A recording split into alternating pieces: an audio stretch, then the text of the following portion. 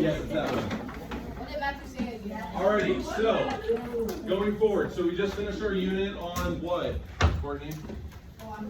What did we just finish our first unit on? Luke, what did we finish our first unit on? He doesn't know. Longitude, latitude, and latitude. The geographics of like the ocean. Yeah, so we focused on longitude and latitude. We focused on, you said land formation. Well, no, you said water formations. What else, Andy? Land formations? And land formations. That was the bulk of what we talked about last unit. Damn. Well, yeah, we talked about that, but that was practical application of everything we talked about. Oh, yeah. So we talked about latitude, longitude, and then earth and water formations. So using what we learned in those, in that unit, we're going to start applying that to how that relates to climate, seasons, and understanding how that affects various places on Earth. Okay? So by the end of this, we're going to know how climate is affected by the seasons, what a season is, what the equinoxes are, and what the solstices are as well. Okay? We are using the packet with the circle on it. Is this 2-1? Yes. Are you focused? Stay with that. Alrighty. So on that circle, do you see the circle with the lines there? Yes. Yeah. You see that? Well, you should. This one. Yes, that one. Thank you, Charlie. So we are focusing on latitude today. How would latitude, and specifically the equator, affect how warm or cold or the climate of a particular place, Hudson? Because the sun is the closest to the equator, and Yeah. the farther away you get, it's colder. Yes, so the equator is the place on Earth that is almost always closest to the sun. The sun radiates heat, so on and so forth. And so we're going to look at the equator and how going further or closer to and from it affects the seasons and the weather. Yes, Matthew? Isn't there also like I thought there was like something like the gravity max, like the southern hemisphere. There are other things that we'll talk about all that in a second. Hold those thoughts. Isn't it closer to the equator, not heat? Yes, but there are exceptions, and we'll look at that as we go on, okay? Alrighty, so the first thing we're going to look at, do you see the first line on there? The first line that's, so you've labeled your middle line the equator. Yes. You're going to go up one, and you're going to label that the Tropic of Cancer. That in the Tropic of Cancer, and then you're going to say that that is 30 degrees north. Remember, degrees like a little circle? Yes, Gregor? Alright, so this is your circle on your packet. Okay? The center line is the equator.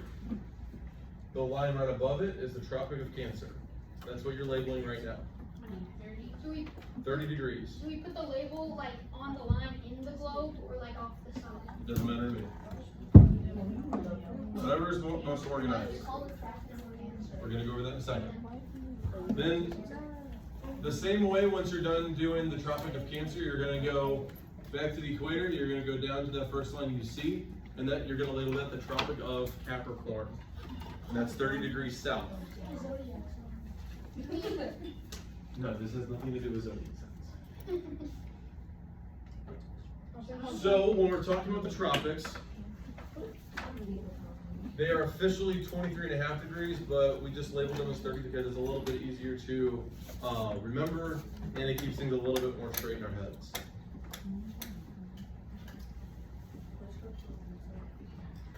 So we've got 3 different things that we're going to label on the top and the bottom, or above and below the equator.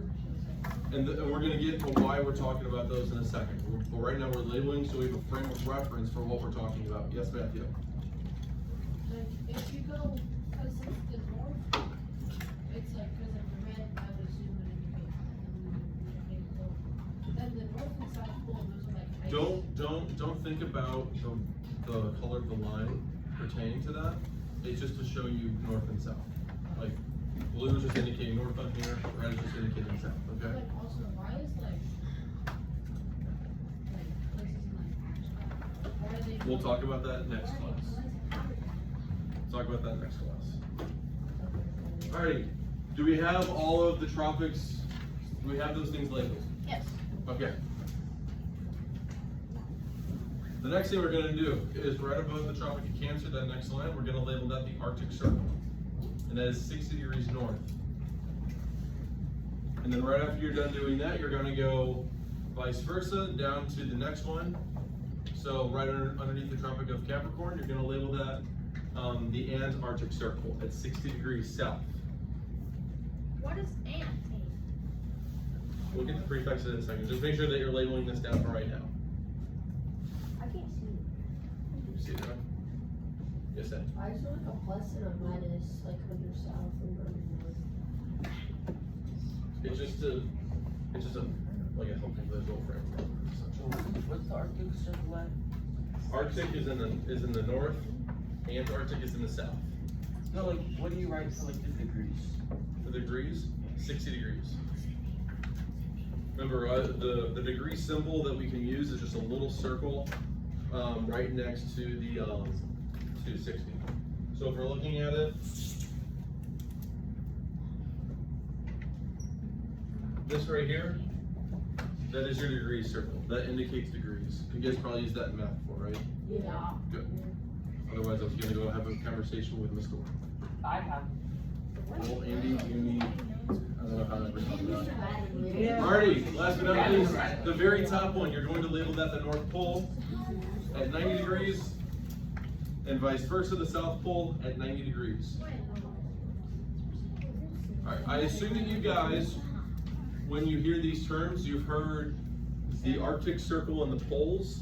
You've heard those terms the most in your life. Is that safe to say? You've heard of the poles before.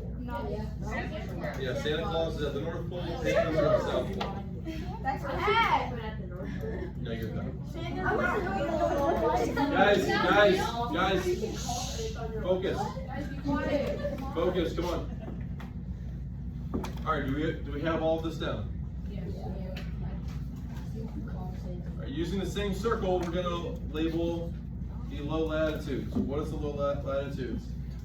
Those are the places between the two tropics. Okay? Yes, you should write that. When you need to write low, we're gonna label low, mid, and high latitudes. These are very important to write down and to know. We are going to reference these a lot through our unit on climate because when we go to talking about different climates, we're gonna categorize them by which latitude they're in.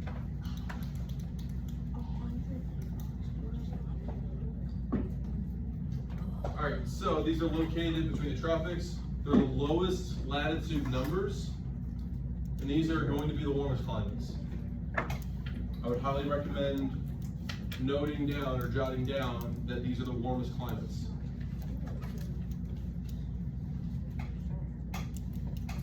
And as you're writing that down, then we got the middle latitudes. Luke, where do you think that's going to be? The latitudes? Yeah. Right here, under the low ones. Are you sure about that? Oh wait, no. It's on the board. The middle ones? Between which two 30 and things? 60. Between 30 and 60. Thank you, Luke. Good job. So between 30 and 60.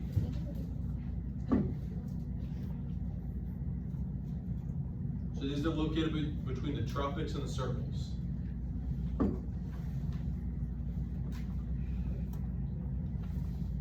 These are going to have the most mild climates. They're going to be the most inhabitable. And we're going to see the majority of populations throughout the world live in the middle latitudes. Is that where America is? Parts. Mostly North America. We're kind of split in half between the two. Where's Carolina? We'll talk about that next class. Why do we even know where we're Last but not least, we have the high latitude. So if you were thinking, oh, that's going to be between 60 and 90 degrees, you'd be right. That is between the circles and going to the poles. Do you have a question or just stretching? Okay. Do you have a question? Yeah. What's up? Why? What is California high? So what? California. Save your questions for climates for Monday. We're going to talk all about different climates. We're going to go through all the major climates that we see, and I'm going to give examples for each one of those. So high latitudes, you guessed it, those are the coldest ones, and the majority of those are covered in snow and ice and other cold things. So at the end of the day, I want you to have all these different labels on there. It's very important to have these things down. We're going to be referencing back to them a lot in this unit and the units to come. Logan? Yes. Make sure you grab the best. Oh yeah, Yes. You missed out. Does everybody have these down, or are we still writing? Yes, sir. I got them all down. We have them all down? Okay. Yeah. Alright, so we're talking about the different, what's hot, what's cold, so on and so forth. So for one, just to give you a frame of reference, you probably have already learned this in your science classes, but the mass of the sun is huge. If the planets were lined up side by side, 3 times we'd still have room for a Saturn, 4 Earths, and Mercury. It is enormous.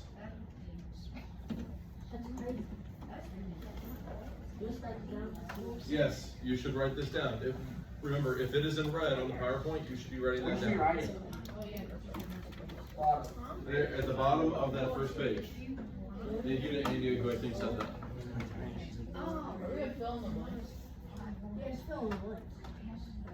If you blanked the planets, if you lined up the planets side by side, 3 times.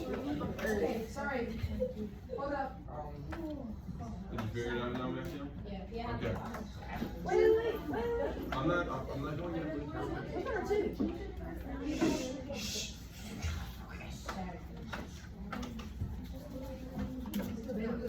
Why is your Earth so small? It's just the solar system. What's the solar system? Mercury? Are you serious? Guys, Mercury? what, real quick, for those who don't know, what are the planets in order? E. Who wants to tell me? Charlie, tell me. Mercury, Venus, Earth, Mars, Saturn. You sure? No. Thank you. Saturn, Uranus, Venus. Neptune, Pluto. Pluto. We're including Pluto just for reference. We are not getting into this debate right now. Yes. This is we're just including Pluto for right now. Guys in the back, we're including Pluto for right now just to give frame of reference for how big the sun is. Nothing more than that. Carter, I'm about to move you. Alrighty. Do we all have this down? Yeah. It is important we have these things down. Venus, Earth, Mars, Jupiter, Saturn, Uranus, Neptune. Alright, going into the big question, after we label all this down and give a reference for these things, why are there seasons? Well, there's a few particular reasons why. We can write the order. So for reference, it took until the 1500s to figure this out. There was a lot of scientific discoveries happening between the 14 and 1600s. What period was right before that? It starts with an R. Revolutionary. Thank you, Cole, for raising your hand. What is it? Renaissance. The Renaissance era. What was that? What was right before the Renaissance era? Starts with an M, Andy. Well, middle age, medieval, whatever you want to call it. Basically, there were some dark times in human history. There were wars going on nonstop. There was the bubonic plague going on. There was a ton of disease. And so the Renaissance is a huge deal in humankind because, guys, stop talking. Because it was the first period where we could actually think and begin to understand why things are the way that they are instead of just trying to survive, essentially. So in the 1500s, we figured it all out. So why is that? So we found out that the Earth turns or orbits around the sun, and that the Earth is on an axis that is rotating itself. We should already know this, but write it down just so we don't forget it.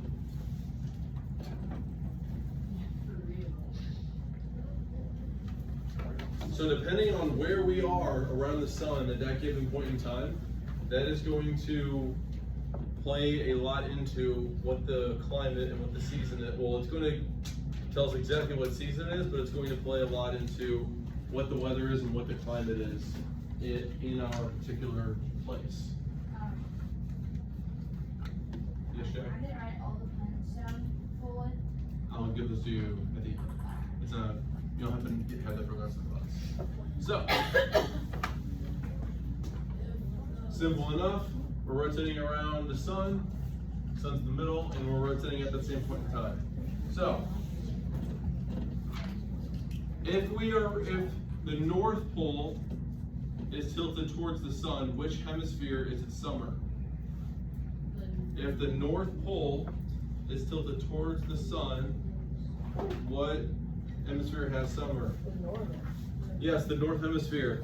And then vice versa, if the South Pole is tilted more towards the sun, then the Southern Hemisphere is in summer. So that basically allows for more direct rays from the sun, thus leading to warmer temperatures and thus it being summer. So we're coming out of summer right now. So the Earth is slowly starting, bless you, is slowly starting to get to that point where the Southern Hemisphere is going to go into their summer months.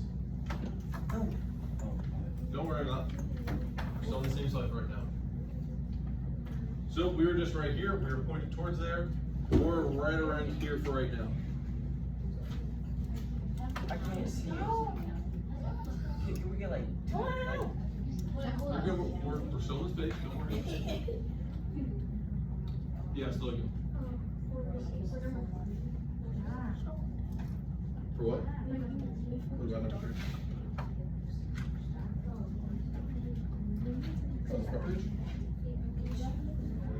I'll get this to you. We're just going to the next page right now, so you get that. We're on the next page right now, guys. So it seems like a really simple concept to understand, but it took a long time, a lot of scientists, and a lot of studying to figure these things out. We could go into Galileo and all the different enlightenments and scientists at that point in time, but we're not going to. Well, because we didn't have a lot of the technology that they needed to understand these things, as well as, remember, with them being in the Renaissance and out of essentially the dark medieval times, they were actually able to put time into thinking about these things, because beforehand, for the previous 400 or 500 years, they were just worried about literally surviving and not dying from either war or disease. Are we still writing this down? Do we still need a little bit of time? Logan? Yeah? Okay. So it's really simple, but the seasons determine a lot about just our daily lives, seasons, and especially pertaining to where we live. When I say the term solstice and equinoxes, do those ring a bell? No. Yes, no, Yeah. so. Well, solstice. If they do, awesome. If not, it's okay. I don't know. Solstice you probably have heard of. Equinox you really don't. You probably don't hear that too often. Isn't that when like It's like when the sun. Alrighty. So equinox, what that simply means is equal night. Over equal fight. So what that means is this is a time of the year when the days and the nights are essentially, there's the same amount of sunlight and the same amount of darkness. So we're essentially right to that. The equinox is in, what is today, the 14th? Is in about a week. So we're almost to the fall equinox. isn't that when like the time was short? No, that's not time till November. moves, We'll like, talk go about that in a away. second. Or that might be next time, I forget. You Maybe said- we're- Did someone have to go after Hank? Go ahead, Luke.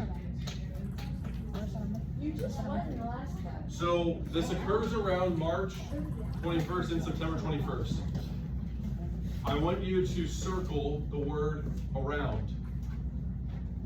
It is around that date. It is not always on that specific date.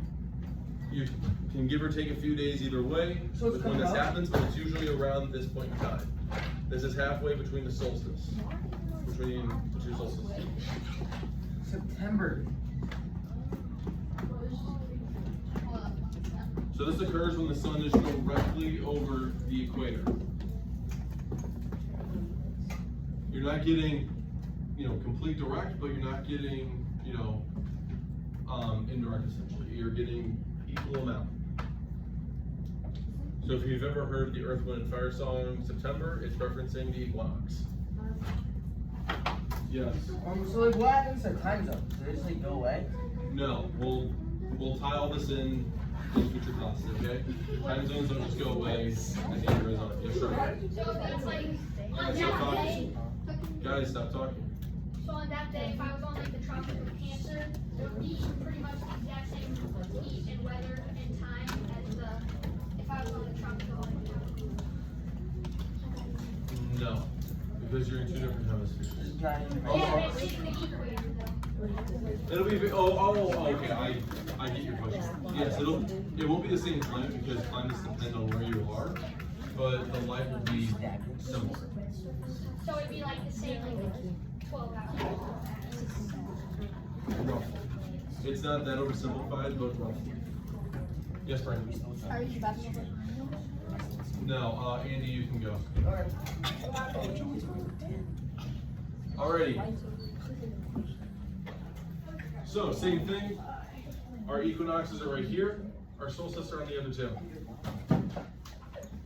A key symbol I want you to remember is the equals. That means same time, equal time. Once again, that is what we mean when we say equator. Jack, put it away.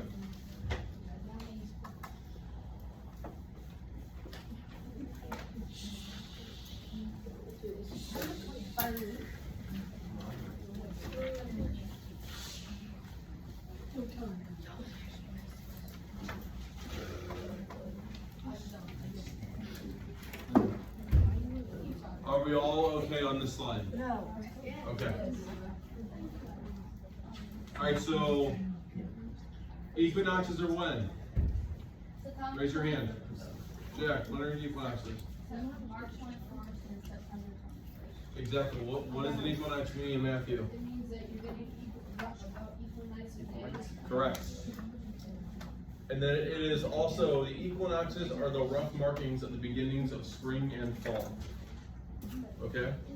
We're talking about the technical terms and for the seasons, winter, spring, summer, fall. These are the technical beginnings. Okay? Obviously, we are kind of in fall weather already, but the technical start to fall, like I said, is in about a week. All right, now we're on the solstice. So this literally means when the sun stands still. So when we are in the summer solstice, or the winter solstice, we have the longest or the shortest day of the year. So we have the most sunlight or the least amount of sunlight each year. So if the equinoxes are in March and September, when are the solstice dates?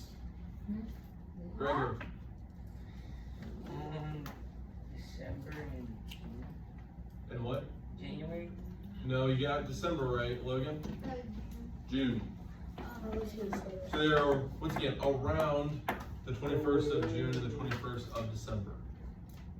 So in June, we had the most amount of sunlight. So here in St. Louis, we have roughly, I think it's from about 5:30-ish in the morning till about 8:30, 8:45 at night is when we have sunlight. And then when it's December, it's roughly from like 7:30 to 4:45. 4:45. Well, it's because of daylight savings. What is Okay, this? so we'll talk about that in a second. Hold on. Yes, Britt, you can go.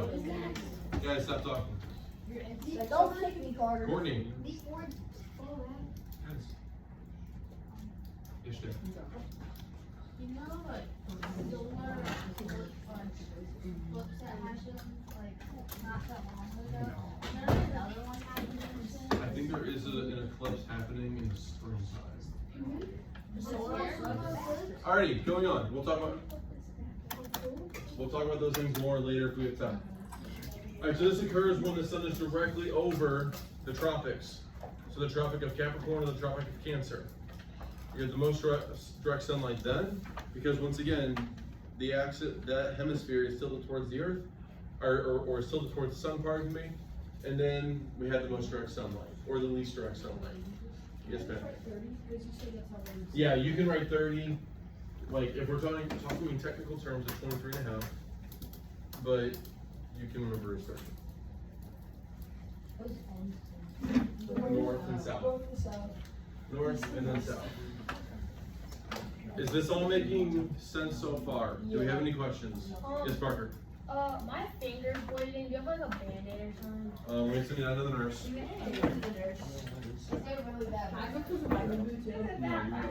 Is that bad? You know where to go? Yes. Where is it? No, I don't know where to go. I'll show you. I found it. I just No, that's fake. Trevor was here last year. Don't fall for that. I'm just trying to go get candy. He doesn't know where it is. He wasn't here last year. I can't say I can No, show up. yeah, okay. You two sit down. You shouldn't trust Trevor. Go show him. Trevor, you're so lucky. Guys, It's not luck. You don't even know. He knows what it is. alrighty, so once again, equinoxes are right here, the solstices are right there. Wait. So at the same point in time, while those are the lightest and darkest points of the year, when we're at the poles, if it is the summer solstice for the North Pole, they have 24 hours of sunlight. It does not get fully dark there. At the darkest time, it will look like. Has anyone ever? Have you guys like watched the sunrise before? Yeah. How like that little bit of time when it's like just starting to get light and you can see enough, but it's still kind of dark out. Yeah. You know that time? It's Yeah. usually referenced as a twilight. Yeah. That's what it looks like at the darkest point of the day. But they have 100% sunlight during the solstice. And then same thing when it's a winter solstice at whichever pole, it is 100% dark. They don't get any sunlight. The sun might almost like look like it's going to rise, but it never does. What a teaser. Stop talking. He's like right there. Alrighty. So same thing, summer solstice, with more daylight and with it lasting longer, it means warmer temperatures. And then that means what for the winter solstice? Hey, It's colder. it's colder.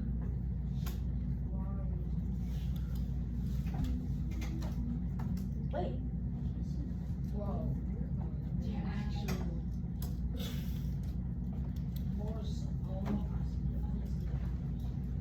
So are we starting to understand how these things are going to affect the climate and the weather in different places? This is a rough beginning, but we have to look at the rotation and the revolution of the Earth in order to understand how temperature and how weather and how climate behaves in different parts of the world. Right, make sure you put the pass back.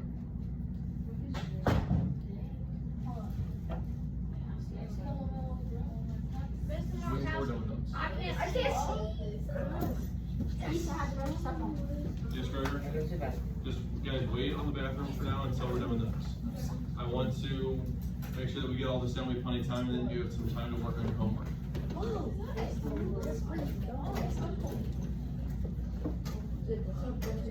Are you okay, Hugo? Did you get this? Brett did it. I'm sure you did. Are you getting this right now, Brian? Are you getting it from him? Sweet. I'm not done. Alright, who said that? I'm not done. Alright, 20 more seconds, Hudson. I can't see.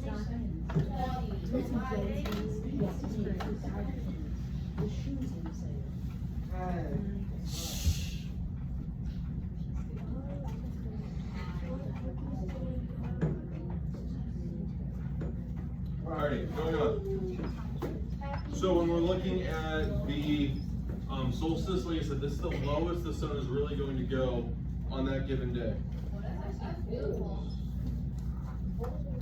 The winter solstice, that's maybe as high as it gets if you're lucky, and if it's completely clear. Alright, anyways, you don't have to write that down.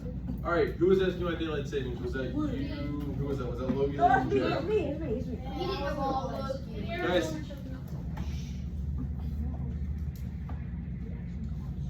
Alright, so we live in an area where we go with daylight savings. Do we know, this is in reference to American history, who was the first person to suggest daylight savings ever? Charlie. Ben Franklin. Ben Franklin, good job. When was daylight savings implemented in the United States?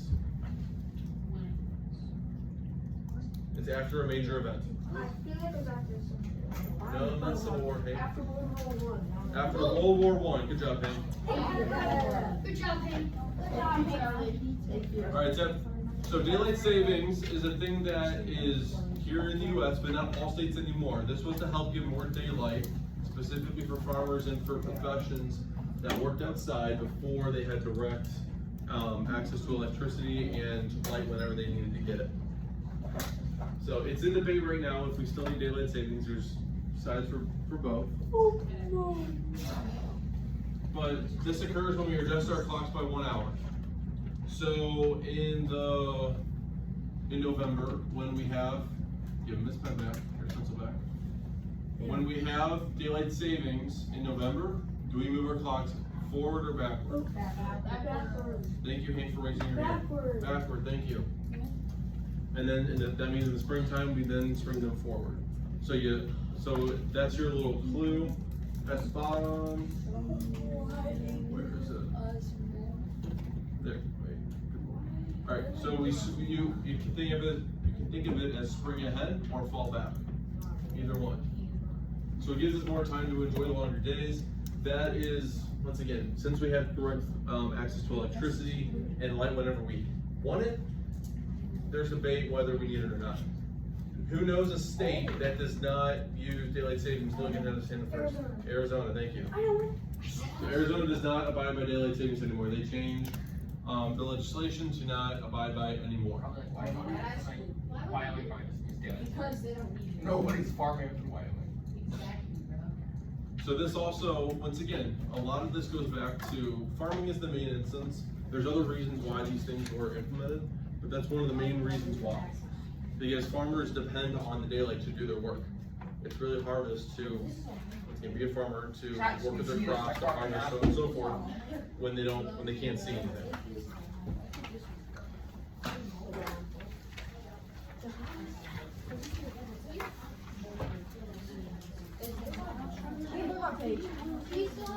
This is our last slide.